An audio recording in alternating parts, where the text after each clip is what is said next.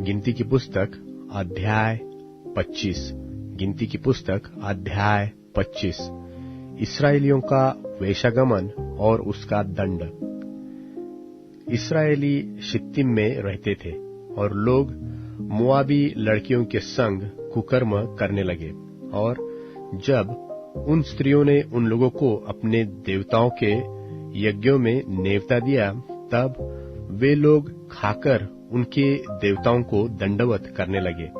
यो इस्राएली बालपोर देवता को पूजने लगे। तब यहोवा का कोप इस्राएल पर भड़क उठा और यहोवा ने मूसा से कहा, प्रजा के सब प्रधानों को पकड़कर यहोवा के लिए धूप में लटका दे, जिससे मेरा भड़का हुआ कोप इस्राएल के ऊपर से दूर हो जाए।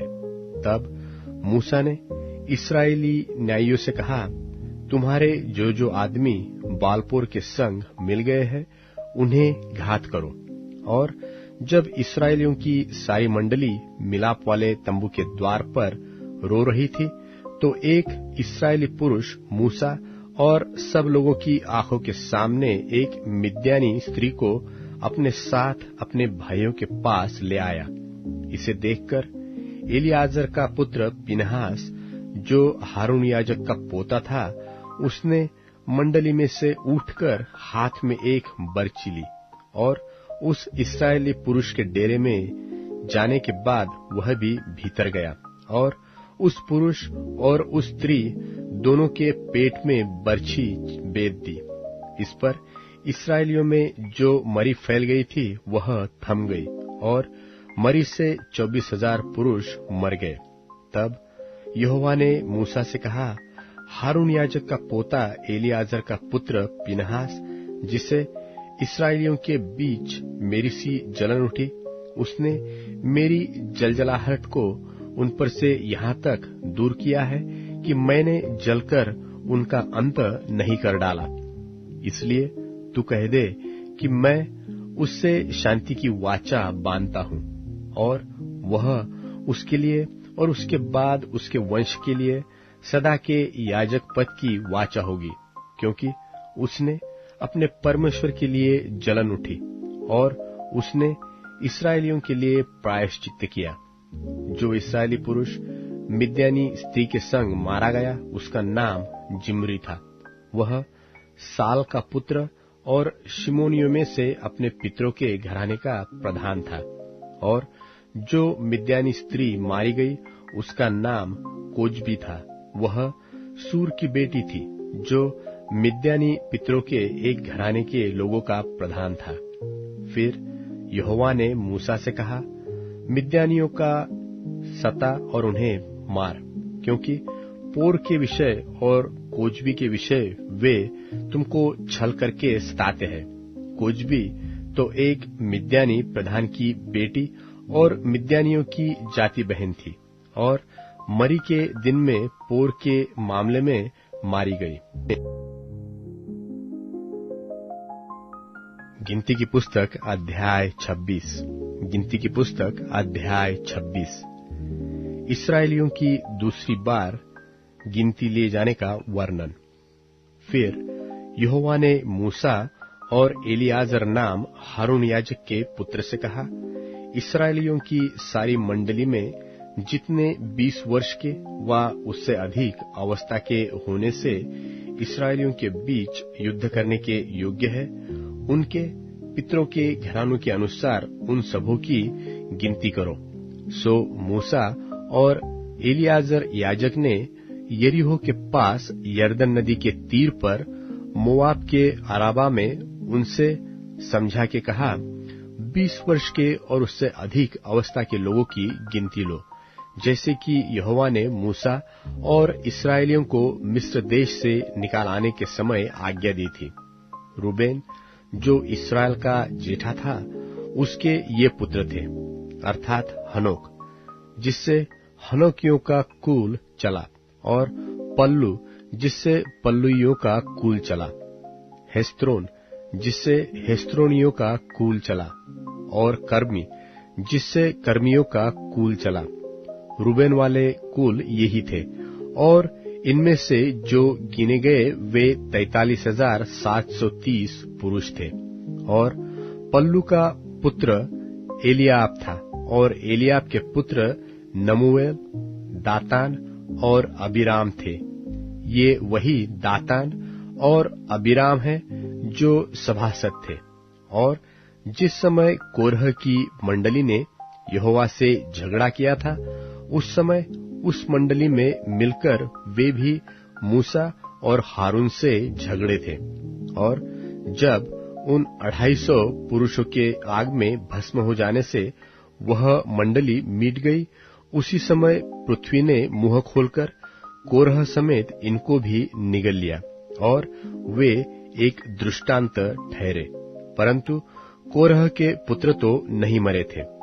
शिमोन के पुत्र जिनसे उनके कुल निकले थे वे ये हैं, अर्थात नमूएल, जिससे नमूएलियों का कुल चला, और यामीन, जिससे यामीनियों का कुल चला, और याकीन, जिससे याकीनियों का कुल चला, और जेरह, जिससे जेरहियों का कुल चला, और शाऊल, जिससे शाऊलियों का कुल चला।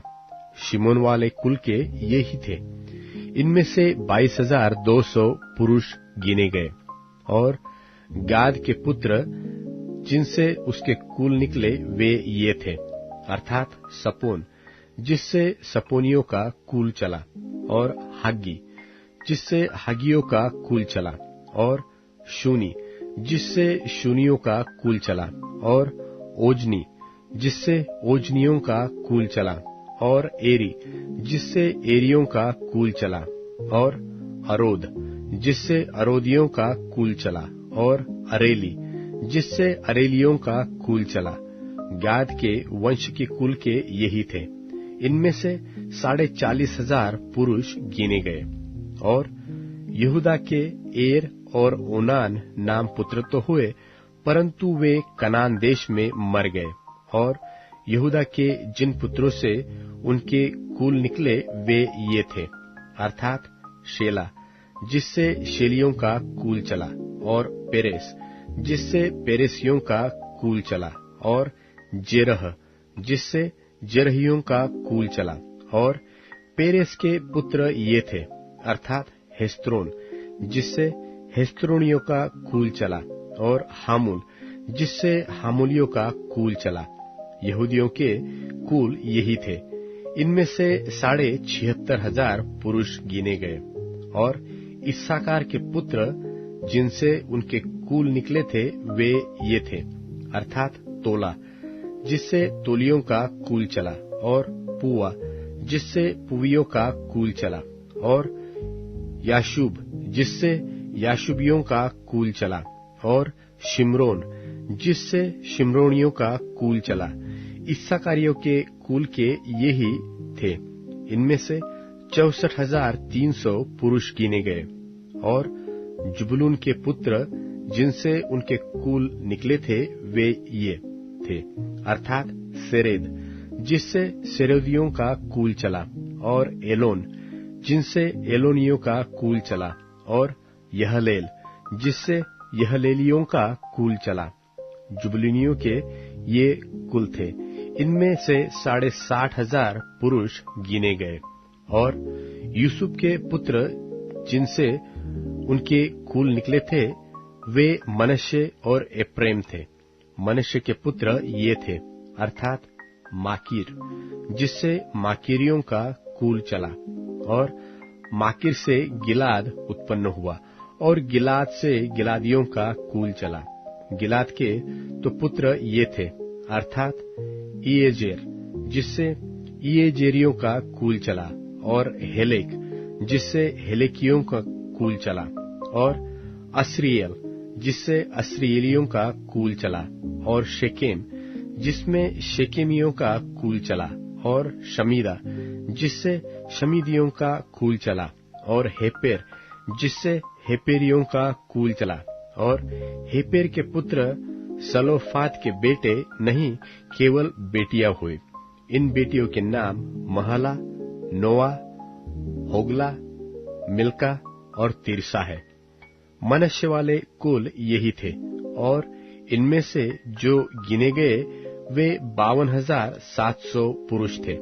और एप्रैम के पुत्र जिनसे उनके कुल निकले वे ये थे, अर्थात शुतेहल, जिससे शुतेलहियों का कुल चला, और बेकेर, जिससे बेकेरियों का कुल चला, और तहन, जिससे तहनियों का कुल चला।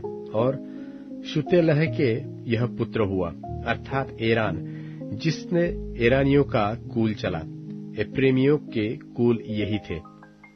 इनमें से 32,500 पुरुष गिने गए।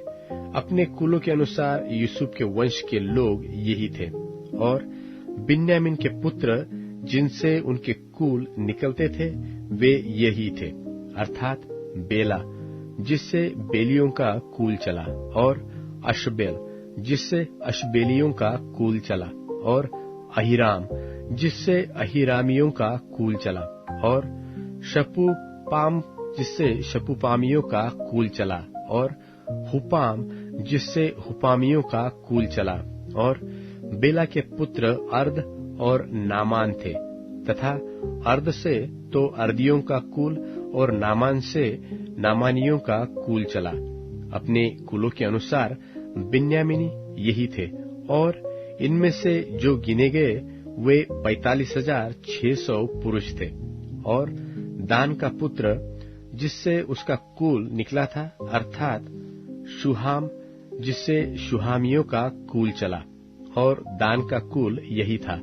और शुहामियों में से जो गिने गए उनके कुल में 64,400 पुरुष थे। और आशेर के पुत्र जिनसे उनके कुल निकले थे वे ये थे, अर्थात इम्ना, जिससे इम्नियों का कुल चला, इश्री, जिससे इश्रियों का कुल चला, और बरिया, जिससे बरियों का कुल चला। फिर बरिया के ये पुत्र हुए, अर्थात हेबेर, जिससे हेबेरियों का कुल चला, और मल्कीएल, जिससे मल्कीएलियों का कुल चला। और आशेर की बेटी का नाम सेरह है। आशेरियों के कुल यही थे। इनमें से 53,400 पुरुष गिने गए। और नप्ताली के पुत्र जिनसे उनके कुल निकले वे ये थे, अर्थात यहसेल, जिससे यहसेलियों का कुल चला, और गुनी, जिससे गुनियों का कुल चला, एसेर, जिससे एसेरियों का कुल चला, और शिल्लेम, जिससे शिल्लेमियों का कुल चला। अपने कुल के अनुसार नप्ताली के कुल के यही थे। और इनमें से जो गिने गए थे वे 45,400 पुरुष थे। सब इस्राएलियों में से जो गिने गए वे यही थे, अर्थात 6,01,730 पुरुष थे। फिर यहोवा ने मूसा से कहा, इनको इनकी गिनती के अनुसार वह भूमि इनका भाग होने के लिए बांट दी जाए, अर्थात जिस कुल में अधिक हो उनको अधिक भाग, और जिसमें कम हो उनको कम भाग देना। प्रत्येक गोत्र को उसका भाग उनके गिने हुए लोगों के अनुसार दिया जाए। तो भी देश चिट्ठी डालकर बांटा जाए। इस्राएलियों के पितरों के एक एक गोत्र का नाम जैसे जैसे निकले वैसे वैसे वे अपना अपना भाग पाए, चाहे बहुतों का भाग हो चाहे थोड़ों का हो। जो जो भाग बांटे जाए वह चिट्ठी डालकर बांटे जाए। फिर लेवियों में से जो अपने कुलों के अनुसार गिने गए थे वे ये है, अर्थात गेर्शोनियों से निकला हुआ गेर्शोनियों का कुल, कहात से निकला हुआ कहातियों का कुल, और मरारी से निकला हुआ मरारियों का कुल। लेवियों के कुल ये है, अर्थात लिब्नियों का, हेब्रानियों का, महलियों का, मूशियों का और कोरहियों का कुल। और कहात से अमराम उत्पन्न हुआ, और अमराम की पत्नी का नाम योकेबेद है। वह लेवी के वंश की थी, जो लेवी के वंश में मिस्र देश में उत्पन्न हुई थी। और वह अमराम से हारून, मूसा और उसकी बहन मरियम को जन्म दिया था। और हारून से नादाब, अबीहू, एलियाजर और इतामार उत्पन्न हुए। नादाब और अबीहू तो उस समय मर गए थे जब वे यहोवा के सामने ऊपरी आग ले गए थे। सब लेवियों में से जो गिने गए, अर्थात जितने पुरुष 1 महीने के व उससे भी अधिक अवस्था के थे, वे 23,000 थे। वे इस्राएलियों के बीच इसलिए नहीं गिने गए क्योंकि उनको देश का कोई भाग नहीं दिया गया था। मूसा और एलियाजर याजक, जिन्होंने मोआब के अराबा में यरीहो के पास की यरदन नदी के तट पर इस्राएलियों को गिन लिया, उनके गिने हुए लोग इतने ही थे। परंतु जिन इस्राएलियों को मूसा और हारून याजक ने सीनै के जंगल में गिना था, उनमें से एक भी पुरुष इस समय के गिने हुओं में न था, क्योंकि यहोवा ने उनके विषय कहा था कि वे निश्चय जंगल में मर जाएंगे। इसलिए यपुन्ने के पुत्र कालेब और नून के पुत्र यहोशू को छोड़ उनमें से एक भी पुरुष नहीं बचा। गिनती की पुस्तक अध्याय 27। गिनती की पुस्तक अध्याय 27। सलोफाद की बेटियों की बिनती। तब यूसुफ के पुत्र मनश्शे के वंश के कुलों में से सलोफाद, जो हेपेर का पुत्र और गिलाद का पोता और मनश्शे के पुत्र माकीर का परपोता था, उसकी बेटियां, जिनके नाम महला, नोआ, होगला, मिल्का और तिरसा है, वे पास आए। और वे मूसा और एलियाजर याजक और प्रधानों और सारी मंडली के सामने मिलाप वाले तंबू के द्वार पर खड़ी होकर कहने लगी, हमारा पिता जंगल में मर गया। परंतु वह उस मंडली में का न था जो कोरह की मंडली के संग होकर यहोवा के विरुद्ध इकट्ठी हुई थी। वह अपने ही पाप के कारण मरा और उसके कोई पुत्र न था। तो हमारे पिता का नाम उसके कुल में से पुत्र न होने के कारण क्यों मिट जाए? हमारे चाचाओं के बीच हमें भी कुछ भूमि निज भाग करके दे दे। उनकी यह विनती मूसा ने यहोवा को सुनाई। यहोवा ने मूसा से कहा, सलोफाद की बेटियां ठीक कहती है, इसलिए तू उनके चाचाओं के बीच उनको भी अवश्य ही कुछ भूमि निज भाग करके दे, अर्थात उनके पिता का भाग उनके हाथ सौंप दे। और इस्राएलियों से यह कहा कि यदि कोई मनुष्य निपुत्र मर जाए तो उसका भाग उसकी बेटी के हाथ सौंपना, और यदि उसके कोई बेटी भी न हो तो उसका भाग उसके भाइयों को देना, और यदि उसके भाई भी न हो तो उसका भाग उसके चाचाओं को देना, और यदि उसके चाचा भी न हो तो उसके कुल में से उसका जो कुटुंबी सबसे समीप हो उसको उसका भाग देना, कि वह उसका अधिकारी हो। इस्राएलियों के लिए यह न्याय की विधि ठहरेगी, जैसे कि यहोवा ने मूसा को आज्ञा दी थी। यहोशू के मूसा के स्थान पर नियुक्त किए जाने का वर्णन। फिर यहोवा ने मूसा से कहा, इस अबारीम नाम पर्वत के ऊपर चढ़ के उस देश को देख ले जिसे मैंने इस्राएलियों को दिया है, और जब तू उसको देख लेगा तब अपने भाई हारून की नाई तू भी अपने लोगों में जा मिलेगा, क्योंकि सीन नाम जंगल में तुम दोनों ने मंडली के भड़कने के समय मेरी आज्ञा को तोड़कर मुझसे बलवा किया और मुझे सोते के पास उनकी दृष्टि में पवित्र नहीं ठहराया। यह मरीबा नाम सोता है जो सीन नाम जंगल के कादेश में है। मूसा ने यहोवा से कहा, यहोवा जो सारे प्राणियों की आत्माओं का परमेश्वर है, वह इस मंडली के लोगों के ऊपर किसी पुरुष को नियुक्त कर दे जो उसके सामने आया जाया करे और उनका निकालने और पैठाने वाला हो, जिससे यहोवा की मंडली बिना चरवाहे की भेड़ बकरियों के समान न रहे। यहोवा ने मूसा से कहा, तू नून के पुत्र यहोशू को लेकर उस पर हाथ रख।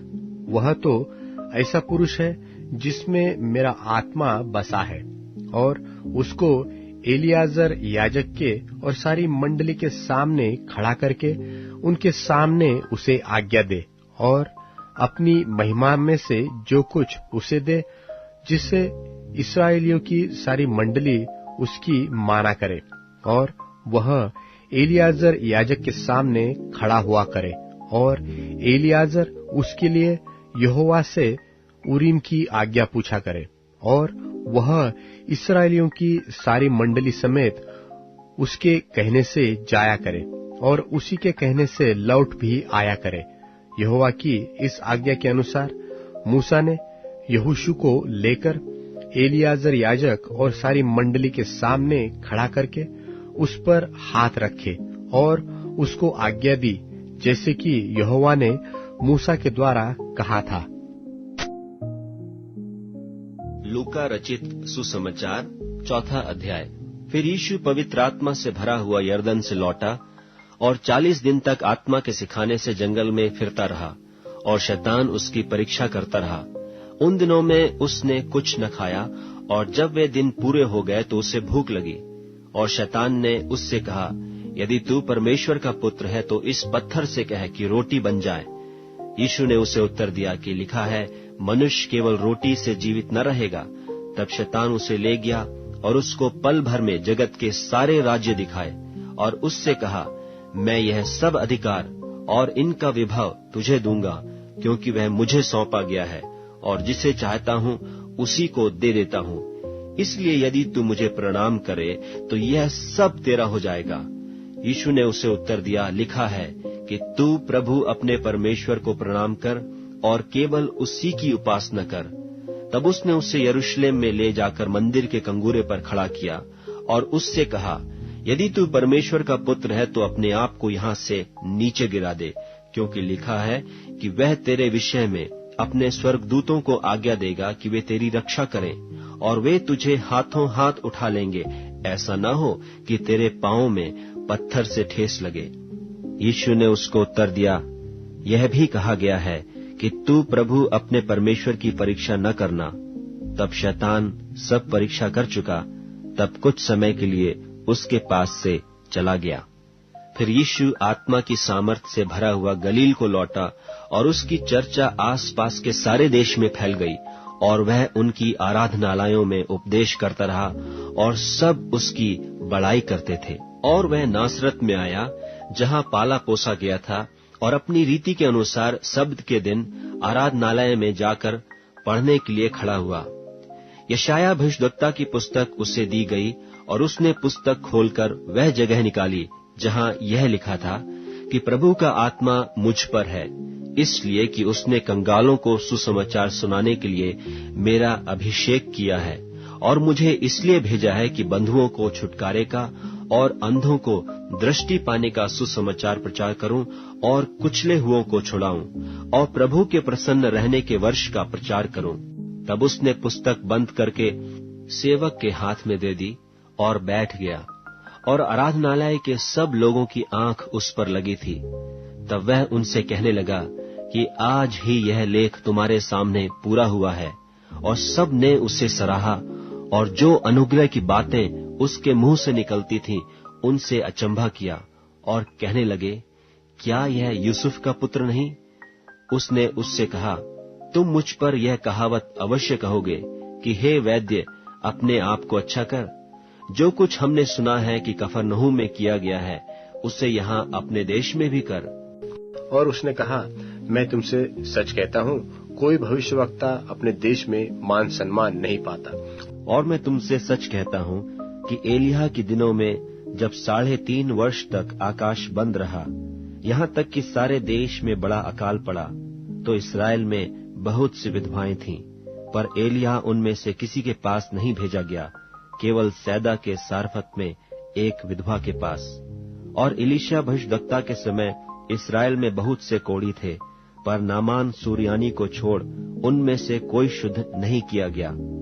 ये बातें सुनते ही जितने आराधनालय में थे सब क्रोध से भर गए, और उठकर उसे नगर से बाहर निकाला, और जिस पहाड़ पर उनका नगर बसा हुआ था उसकी चोटी पर ले चले, कि उसे वहां से नीचे गिरा दें, पर वह उनके बीच में से निकलकर चला गया। फिर वह गलील के कफरनहूम नगर में गया और सब्त के दिन लोगों को उपदेश दे रहा था। वे उसके उपदेश से चकित हो गए, क्योंकि उसका वचन अधिकार सहित था। आराधनालय में एक मनुष्य था जिसमें अशुद्ध आत्मा थी।